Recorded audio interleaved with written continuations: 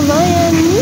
For today's video po, magluluto naman po tayo ng ginisang kabute. Yan, maglagay na po tayo ng mantika. Pag naglagay na po tayo at okay na po, ay ilalagay po naman natin ang ating luya.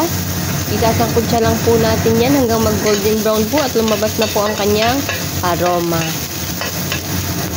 Kapag naman po ayos na ang ating luya, ay pwede na po natin ilagay ang ating kabute o mushroom.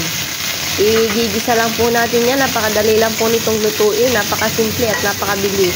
Mas masarap din pong gagamitin natin na mantika dito ay ang ating olive oil o kaya po ay ang ating margarine. Pero ngayon po ang ginamit ko lang po ay ang ating simpleng mantika. Ayan, ganyan lang po yan, kabilis. Hayaan lang po natin, hindi na po tayo magdadagdag ng tubig para po lumabas yung sarili niyang katas at lasa. Yun po ang isang sekreto para masarap ang ating luto. Asin lang po ang ating ilalagay.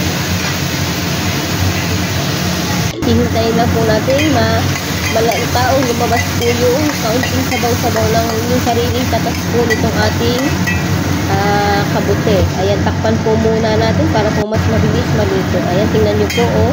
Wala po akong inilagay na sabaw diyan, pero meron po siyang kaunting tubig.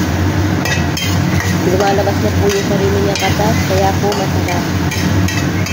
Halo-haloin lang po natin, ganyan ba po, takpan po ulit natin.